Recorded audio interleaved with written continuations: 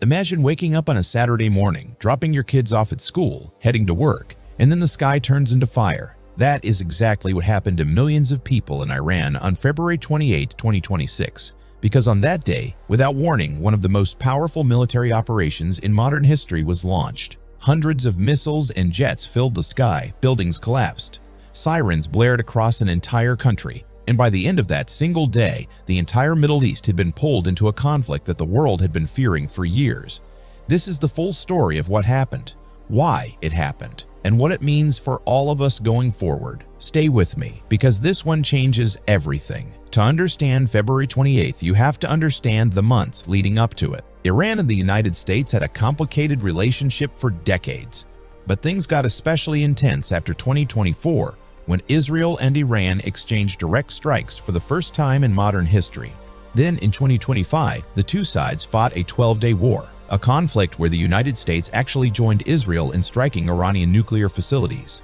For a moment, it looked like things might calm down. Iran was weakened, its economy was struggling. Millions of people inside the country had taken to the streets in January 2026 to protest the government. The regime was under enormous pressure. At the same time, diplomatic talks were actually happening. The United States and Iran had been in indirect nuclear negotiations, with Oman acting as a mediator. Just days before February 28th, the last round of those talks had ended in Switzerland. Iran had reportedly agreed to never stockpile enriched uranium. The Omani foreign minister said there had been significant progress. Everyone thought a deal was coming. But then came the intelligence report that changed everything. According to U.S. sources, American intelligence received information that Iran was planning to preemptively launch missiles. The Trump administration took that report seriously, and rather than wait, they decided to strike first. The buildup had already been happening quietly. In the weeks before the attack, the United States had moved a massive amount of military equipment into the Middle East, the largest military buildup in the region since the invasion of Iraq back in 2003. The stage was set. The world just did not know it yet. At around 9:45 in the morning in Tehran, which is the first day of the Iranian work and school week, the explosions started. People were at their desks. Children were sitting in classrooms. Streets were full of workers and commuters. And then the sky turned into chaos. The United States and Israel had launched a massive joint military operation. The U.S. called it Operation Epic Fury. Israel called it Operation Roaring Lion, and it was unlike anything the region had seen in a generation. Israel deployed around 200 fighter jets, the largest single combat sortie in Israeli Air Force history. American forces launched strikes from warships and military bases throughout the region. The targets were not random, they were carefully selected. Strikes hit cities including Tehran, the capital, as well as Isfahan, Qom, Karaj, and Kermanshah. Key targets included the Ministry of Defense, the Ministry of Intelligence, the headquarters of the country's atomic energy program, and the compound of Iran's supreme leader himself. The strikes reached 24 out of Iran's 31 provinces. This was not a small operation. This was a full-scale assault on the Iranian government and its military infrastructure. At 2:30 in the morning Eastern Time in the United States, President Trump released an 8-minute video statement. He told the world that the purpose of the operation was effectively regime change. He said that Iran had rejected every opportunity to give up its nuclear ambitions. He addressed the Iranian people directly, telling them that once the operation was finished, their government would be theirs to take. Trump also told the Iranian Revolutionary Guard Corps, the country's elite military force, to surrender. He said they would be treated fairly with full immunity if they laid down their weapons, or they would face destruction if they did not. This was no longer just a military strike. This was a message to the entire Iranian nation. Now here's the moment that shocked the entire world. For 35 years, one man had sat at the very top of Iran's power structure. His name was Ayatollah Ali Khamenei. He had been the supreme leader of Iran since 1989. He was 86 years old. He was the single most powerful figure in the country, above even the president. And on the morning of February 28, 2026, he was killed. An Israeli airstrike hit his compound in Tehran.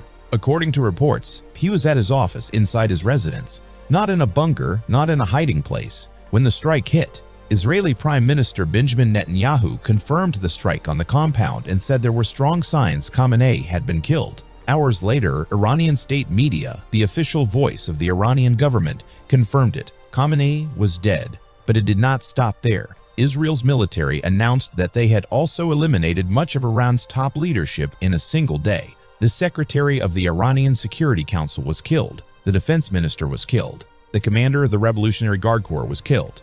Iranian state outlets also reported that Khamenei's daughter and grandchild had died in the strikes. Iran declared 40 days of national mourning. Think about what that means. In one morning, the country that had been the dominant force shaping conflict across the Middle East for decades had lost its supreme leader, its defense minister, its top security advisor, and thousands of its elite military personnel, all before noon.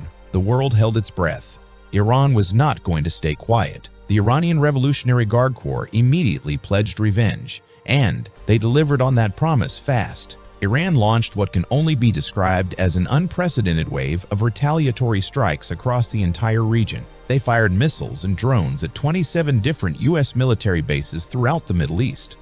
They targeted Israeli military facilities in Tel Aviv, and they went after the Gulf states that host American troops: Bahrain, the United Arab Emirates, Qatar, Kuwait, Saudi Arabia, and Jordan. All reported incoming fire. This was not Iran just striking back at Israel or the United States. This was Iran trying to drag the entire region into the conflict. In Bahrain, the headquarters of the U.S. Navy's 5th Fleet was targeted. Explosions were heard in Doha, Qatar. Smoke rose over Dubai's famous Palm Jumeirah area as hotel buildings were hit by debris from intercepted drones. Dubai and Abu Dhabi closed their airspace. Hundreds of flights were canceled. Tourists were trapped. Jordan said it shot down 49 drones and ballistic missiles. The Strait of Hormuz, one of the most important shipping lanes in the entire world, responsible for roughly 20% of global oil shipments, was disrupted. Iranian President Masoud Pezeshkian released a statement saying that Iran viewed revenge as its legitimate right and duty. Iran's foreign minister posted on social media calling the attack illegal and unprovoked, accusing the Trump administration of being pulled into a conflict where the only winner would be Israel. Despite the massive scale of the Iranian response, the U.S. military reported no American casualties from the hundreds of Iranian missile and drone attacks. Damage to U.S. bases was described as minimal. But the region was now on fire, in some cases, literally.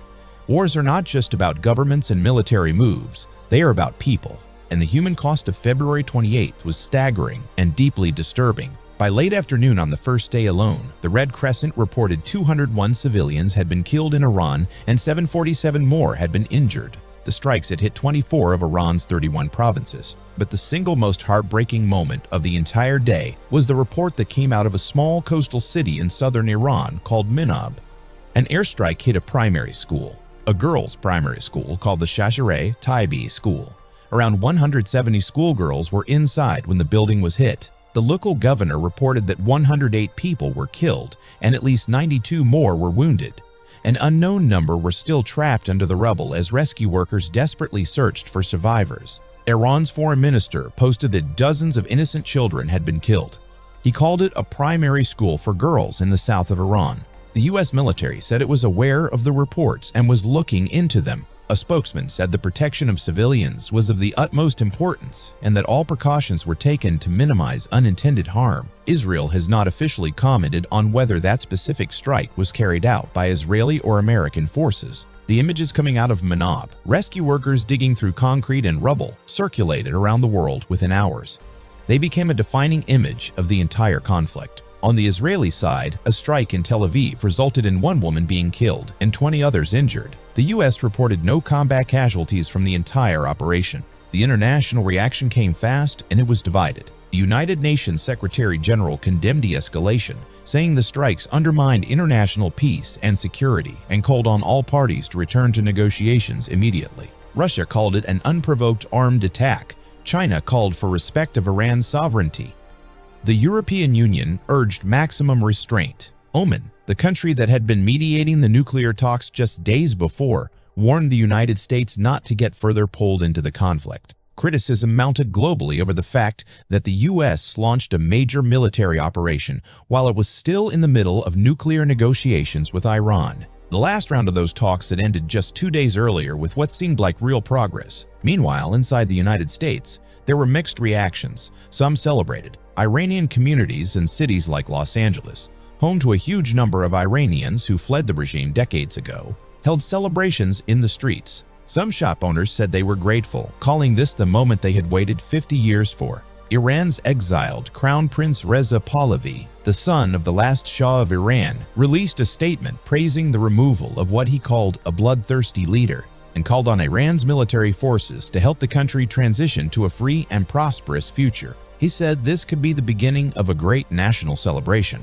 The critics around the world pointed to the school, to the civilian deaths, to the diplomatic talks that were abandoned, and asked whether this was the right path. The debate was only just beginning. So where does the world go from here? Iran has lost its supreme leader for the first time in 35 years. Its top military commanders are gone. Its government is in mourning.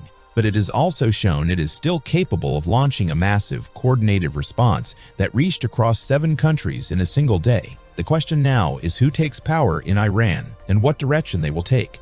Will there be regime change, as Trump and Netanyahu clearly hope? Or will the hardliners inside Iran use this moment to rally the population against what they will frame as a foreign invasion? Will the Gulf states, Bahrain, UAE, Qatar, that were hit by Iranian missiles turn on Tehran? Or will they push for a ceasefire to protect themselves from further strikes? And what happens to the Strait of Hormuz? Global oil markets were already reacting within hours of the first strikes.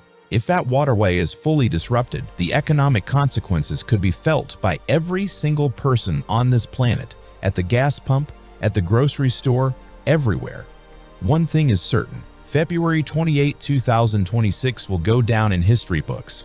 It is one of those dates that divides time into before and after.